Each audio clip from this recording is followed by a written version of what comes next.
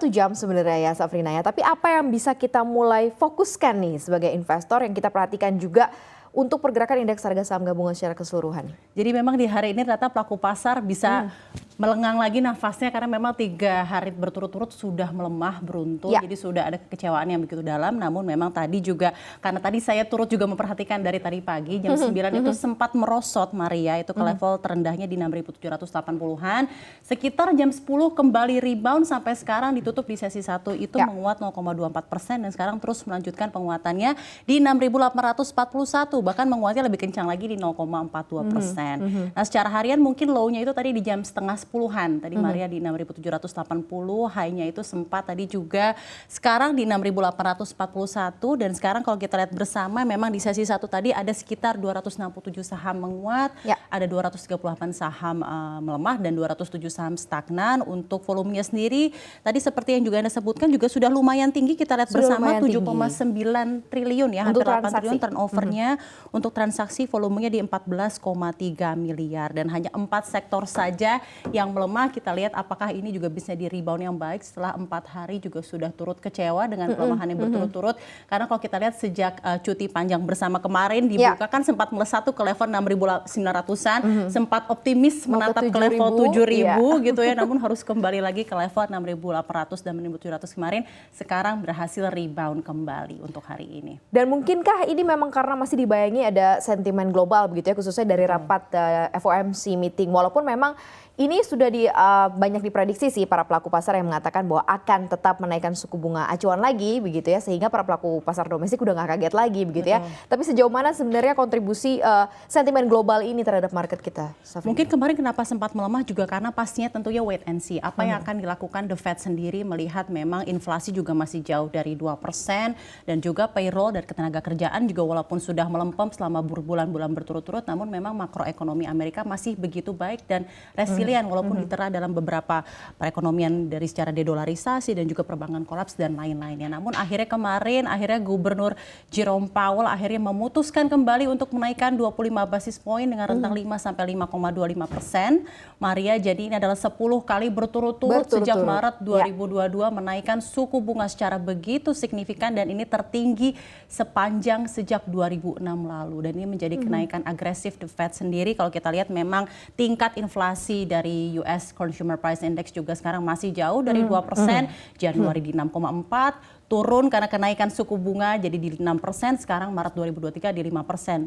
Masih sangat-sangat jauh dari 2%, namun memang juga ada sinyal tersendiri memang dari Gubernur Jerome Powell dengan adanya kolapsnya perbankan kemarin, gonjang-ganjing di perbankan, lalu juga ada wanti-wanti dedolarisasi dari BRICS dan lain-lain yang local currency transaction negara-negara lain makin gencar. Sepertinya sudah ada sinyal-sinyal tersendiri, mungkin terminal rate-nya di kisaran 5,2 sampai 5,5%, walaupun memang masih begitu jauh dari tingkat inflasi target The Fed sendiri yang memang di 2%. Dan ini kalau kita lihat juga sebenarnya apakah inflasi Amerika Serikat ini bisa sampai 2% di akhir tahun 2023, sebenarnya juga para pelaku pasar memperkirakan terminal rate di 5,25% ini akan sampai pada titiknya mungkin di kuartal ketiga 2023 dan mungkin itulah menjadi titik balik IHSG bisa menatap cerah 7.000 dan mungkin akan menguat secara signifikan karena kan mudah-mudahan ya roller coaster sekali ya Maria. Dan artinya adalah ada dana lagi yang masuk begitu ya ke pasar domestik kita karena adanya optimisme dan rem tersendiri begitu yang mungkin diberikan oleh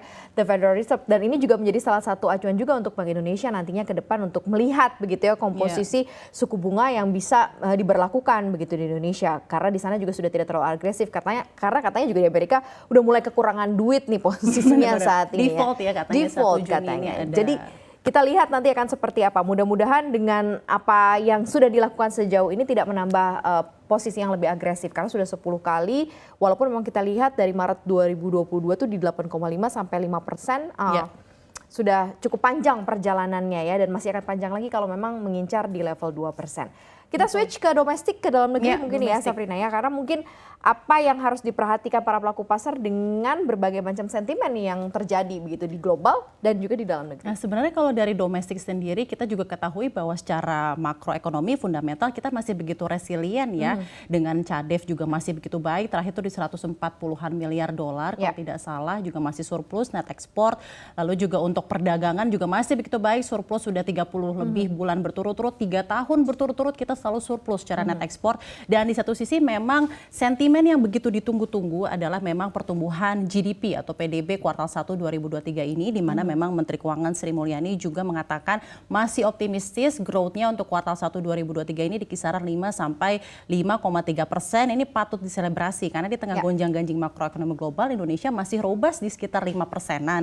Nah, di satu sisi memang tetap ada kekhawatiran kinerja ekspor itu mungkin ada sedikit sekali harus antisipasi terkoreksi levelnya, akan ada ketidakpastian global dan juga demand dari trading juga negara-negara lain yang memang akan sedikit terkoreksi dengan adanya ini, dan mungkin ini yang patut diperhatikan karena tentunya net export sangat berpengaruh komposisinya terhadap GDP secara keseluruhan dan PDB. Namun di satu sisi juga perlu kita notes bahwa makroekonomik fundamental Indonesia masih begitu baik. Ini ternyata tercermin dari Purchasing Manufacturing Index yang baru-baru saja terbit Maria Maret lalu itu di 52,7, ini bahkan menguat dibanding bulan lalu ini 51,9, dan ini juga begitu resilient untuk manufacturing Indonesia karena selama 20 bulan berturut-turut kita sudah ekspansif. Jadi memang berbeda koinnya ya mungkin dengan global, domestik sebenarnya begitu resilient. Namun memang lagarde utama lagi-lagi bursa efek domestik ya dari pengaruh global gitu. Karena pasar realnya sebenarnya tidak ada masalah, angka-angka pertumbuhan ekonominya juga sangat baik ya. Tinggal pasar modalnya saja begitu ya, bursa kita yang mulai mengapresiasi. Kita akan lihat seperti apa, tapi kayaknya udah ada tanda-tanda dari komoditi nih kayaknya harusnya ya. Karena emas kita juga tahu ada sentimen yang cukup positif, kemudian juga kalau dilihat dari beberapa komoditas lain begitu ya, apakah ini juga performnya lumayan oke atau justru ada tekanan yang lumayan nih, Saf? Ya, kalau kita lihat tadi kan untuk seperti yang tadi kita lihat bersama, energi ini tadi melemah ya, kayak di kisaran 0,6%, salah satu sektor yang malah hari ini melemah di tengah begitu cemerlangnya gitu ya pergerakan IHSG. Ini juga memang sangat dipengaruhi dengan sentimen negatif. Nih Maria, baru-baru saja harga batubara kontrak Juni di pasar ICE Newcastle ini ambles 4,05% di perdagangan Rabu kemarin, ini baru-baru saja, dan ini capai harga terendahnya sejak 14 April ya. Kalau di satu sisi memang kalau kita lihat harga batubara juga memang harus merana ya di awal tahun ini sampai sekarang, karena memang 2022 ada anomali yang begitu besar, sempat menyentuh ke level 400-an, jadi mau tidak mau harus normalisasi lagi.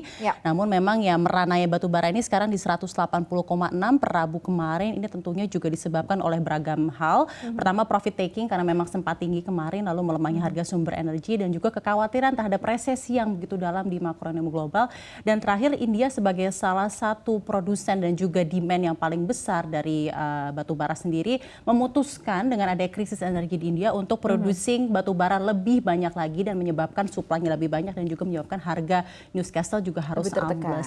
Nah, di satu sisi mungkin kita lihat bersama ternyata tercermin tadi kalau Maria bilang memang sektor batubara, sektor energi ini jadi salah satu yang melemah di hari ini. Bukit Asam bahkan ambles 3,9%, ITMG Tambang Raya itu 0,71%, Bumi Resources jagoan-jagoan emiten di batubara ternyata harus memerah hari ini di 0,87%. Jadi memang tercermin, dan sayangnya komoditas batubara ini malah menjadi pelemah hari ini di tengah cemerlangnya bursa efek domestik. Dan ini sudah di bawah angka normalisasi yang pernah dijabarkan oleh lembaga riset global ya, seperti Fitch yang mengatakan bahwa mungkin batubara akan di 220 USD per metric ton, tapi ternyata di bawah itu sekarang begitu ya, berada di bawah 200, dan memang ini tekanan yang terjadi begitu ya setelah momen durian runtuh yang cukup besar begitu ya, mengerek batubara sampai ke $400 gitu ya. Kita akan lihat dan tunggu sampai ke berapa nih, apakah masih akan ada tekanan ke bawah atau ada sedikit gairah untuk apresiasi, sama kayak emas nih. Kira-kira kayak seperti apa nih? Emas kan mulai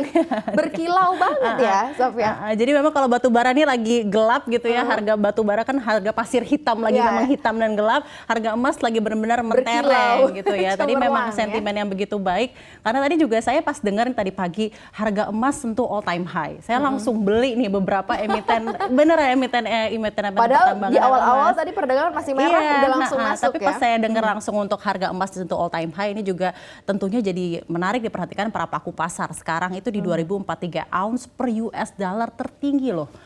Maria, sepanjang masa ini tentunya juga perlu diperhatikan pelaku pasar, tercermin juga ke harga emitennya, dan juga banyak sekali sentimen-sentimen tertentu kenapa harga emas sebagai safe haven commodity ini juga bisa menjadi tertinggi sepanjang masa. Di satu sisi kalau safe haven commodity itu harganya menyentuh all time high, ini tandanya ekonomi ini sedang kenapa-kenapa gitu kan. Namun dengan mereka para pemegang emas tentunya bisa menjadi kabar gembira. Di satu sisi juga kita lihat memang karena perbankan Amerika Serikat kolaps, suku bunga tinggi, era suku bunga tinggi belum tahu berakhir kapan. Di dolarisasi makin kuat, gencar dan lain-lain.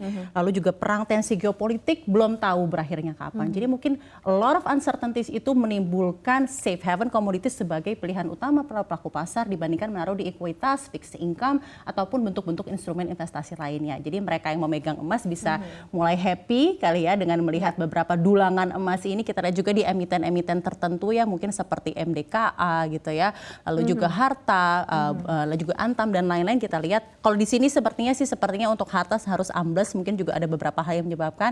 Cuman Bumi Resources Mineral sebagai salah satu yang juga paling tinggi dan market cap yang besar bisa begitu signifikan hari ini 1,27%. Kita lihat bersama dan juga take profit juga mungkin ada beberapa. Dan seperti saya mungkin yang kalau saya baru beli gitu ya kemarin pas lagi naik langsung ambil untung. Jadi mungkin ada beberapa sentimen berikutnya. Namun dari untuk komoditinya sendiri mungkinnya secara fundamental emas ini patut diperhatikan karena pertama kalinya sentuh level 2040 US dollar per ounce dalam sejarah. Begitu banyak uncertainty di ekonomi global dunia.